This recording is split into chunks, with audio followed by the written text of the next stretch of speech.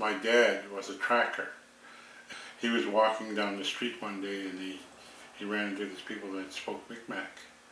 And they were all speaking Mi'kmaq, and he started speaking Mi'kmaq to them. And they were surprised because they didn't think it was Mi'kmaq. And they spoke, and he asked them what the problem was. And they said, we lost our sister. She's lost in the woods. And so what happened was that he says, I can find her. He says, my brother and I are trackers. And so he went into the woods and he actually found my mom. From my mom's perspective, when they found her, she said, the moment he lifted a branch and looked at her, she says, I knew that was the man I was going to marry. So anyway, they started dating. Dad was 10 years older than Mom. And so they didn't know she was pregnant with my sister Shirley. And my mom decided to go to Boston. And Dad told her, why are you going to Boston? Basically, he said, he didn't want her to go. And she said, the only way I'll stay here is that if you marry me tonight, right now. So they went and they knocked on the priest's rectory door, and the priest answered, and they said, we want to get married. And the priest looked at it. They said, okay, I'll marry you, but you got to have 2 witnesses. I don't know who stood for them as the woman, but I know Walter Pulchis stood for him, because Dad knew a lot of Malseats in the area. So Walter stood for my mom and dad, and the priest married them. Then he gave them all the papers, and he said, you guys aren't officially married. Once you take it down to City Hall, you'll be officially married. And basically that's how they got married. But how they moved here was one day, I guess an Indian agent came to St. John and they said, we'll give you a new house if you move to Shubie. And so Dad agreed, and he convinced Mom to move to Shubie. So when they come here, they only gave them a house that was a shell. There was no electricity, no running water or anything like that. I was talking to Jim Pictou. No, not Jim, Ben Pictou. And Ben was telling me he was a young man when they moved here. And he said, I used to come to the house to visit your mom and dad. And he said, I would hear your mom crying in the dark. What am I doing here? I don't know what I'm doing here. She says, I don't like being in the dark. I don't like not having running water in the bathroom because I lived in the city. And but Dad and Mom really, they took the place and they built it and they made it their home. And it was a small unit when they first started, and they built onto it. Every time they built onto it, they made it a really big house.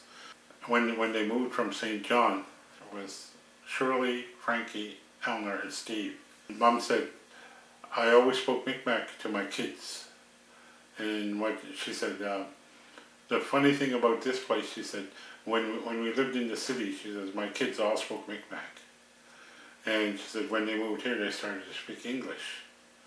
And she said, she says, all of you, so I spoke Mi'kmaq to you, and she said, you guys, up until you were 5, you didn't speak any English. She said, you guys would all speak Mi'kmaq. And she says, when you went outside and started playing with the other kids outside, that's when you learned to speak English.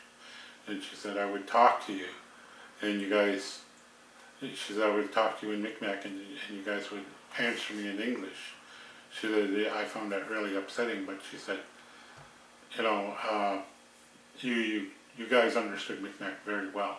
My brother Frank was another one who always, he would call me up and he would tell me, I'm Louise's brother.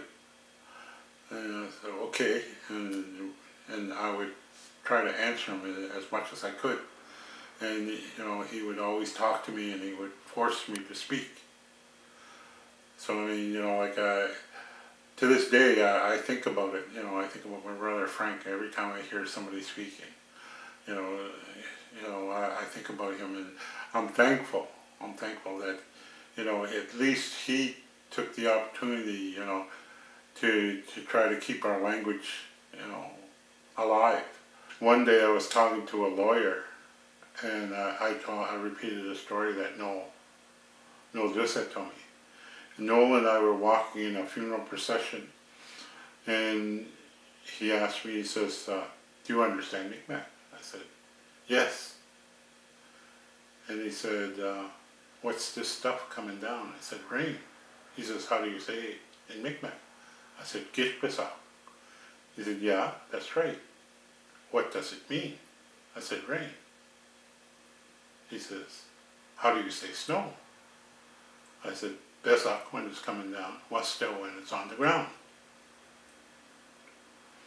He says, what does Gikbasak mean? I said, rain. He said, no. It tells us how long we've been here. And I looked at him and he says, Gikbasak means it used to be snow. We've been here since the Ice Age. And when the lawyer heard that story, he immediately asked me to go to court and repeat the story. He said, because their argument is that you've only been here for 10,000 years. He says, with that story, you've proven that you were here since the Ice Age.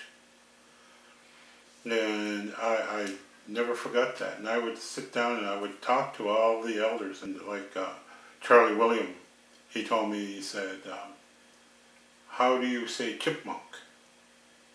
And I said, I don't know. Doodoo-witch. No, he said, that's squirrel. And I said, okay. He said, a bunka amich. And I said, what's a bunka amich? He said, you're talking about the stripes down his back. And I said, oh, okay. And he would tell me all these things, and he would teach me how to sing in Mi'kmaq and how to pray in Mi'kmaq. And, you know, I really appreciated that. We were the first ones to have running water in the house. The only place you could go is up to Joe Paul's and get water. And if you had to leave it running a little, because if you didn't, it would freeze and nobody would have any water. So Dad got tired of that and he said he wanted to get water in the house. The boys, they dug the trench to the middle of the road, and they managed to get the water into the house. Dad eventually bought a bathroom set, and they put running water in the house.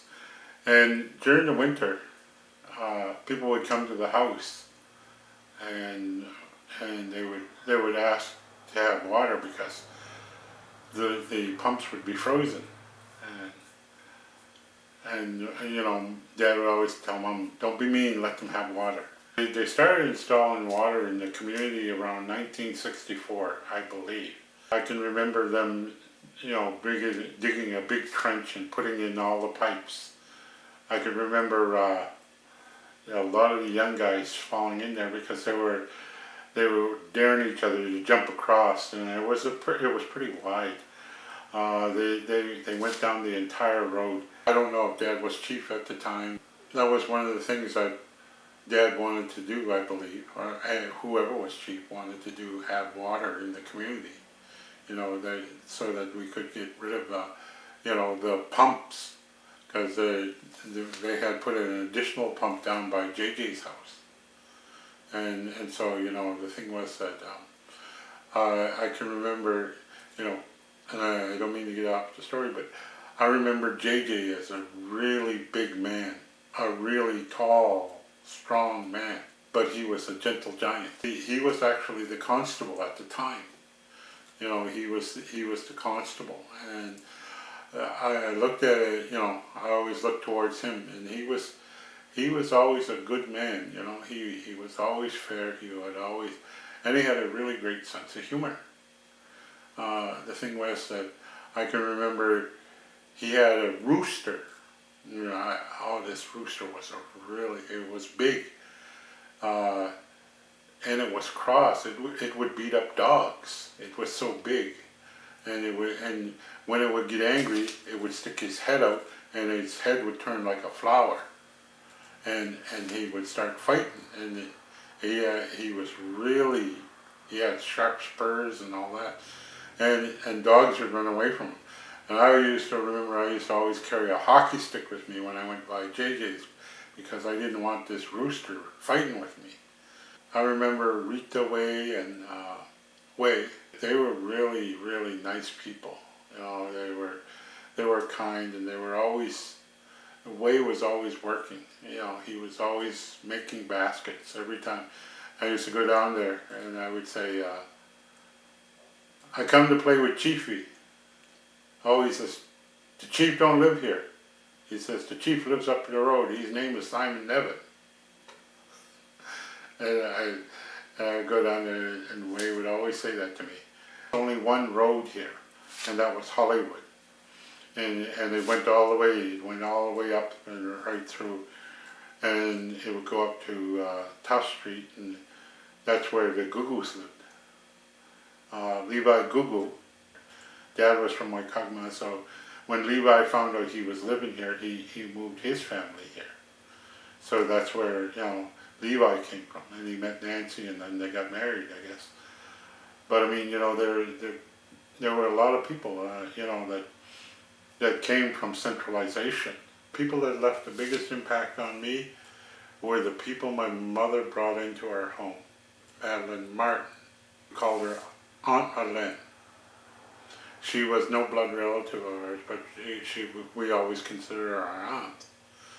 And I can remember, you know, her hands were old and wrinkled, and I can remember touching her hands, and I can remember how soft and supple her skin was. And she was a very kind lady, you know. She always helped Mom and Dad when we needed food. She would give them money and say, you know, go out and buy food and stuff like this. And she was with us a lot. She came berry raking with us, potato picking with us, all this. And Mom looked after her like she was her aunt, you know. And so Mom always looked after her. I mean, you know, Uncle John, my grandmother's brothers, Uncle John and Uncle Levi. Uncle John lived with us. My grandmother was Anastasia Paul, Nancy Christoph. She married Christoph. She married a Bulgarian. And so, you know, like, but she was Anastasia Paul. She was from Wagamatcook. We really didn't know how old she was. Some people claimed they knew how old she was. But I found some documents that she did an interview. Her grandfather got sick and was dying, and they took him to Chapel Island, Bangladesh. And she got to meet Father Pacific. And I was amazed that she got to meet Pacific. To me, I figured she had to be close to 100 years old. My grandmother, she told me a story of when how she married my grandfather.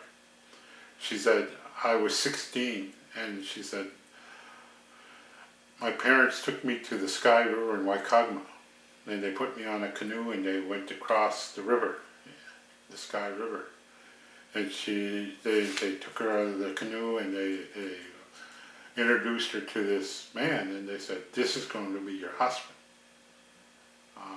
And she said, all the men start dancing. And they start dancing, and they start dancing. She said, then they took me and they put me on a wagon, and they took me away. And I left for 2 weeks. And she said, 2 weeks later I returned, the men were still dancing. And she says, I was married. The funny thing, I told my grandmother, I said, Grammy? I said, what? I said, that wasn't Catholic. And she laughed. She says, no, it wasn't. But she, you know, she would tell me a lot of stories of, you know, how she would run down the stairs to greet her husband because he would be working all day and he would be coming home and it would be dark and stuff like that. But I mean, you know, like she told me she was born in a wigwam, and you know, and to me, I mean, you know, like I found it hard to fathom, you know, we've come such a long way in such a short time. You know, here it is, only 2 generations, and we're living in homes, and you know, like, and my grandmother, she was born in a wigwam, and so I mean, it's not that, to me, it's not that far away, but I mean, how much we've lost in such a short time. The thing is that I always thought about Anastasia, the Russian princess. Uh, Anastasia means Nancy in Russian, I believe.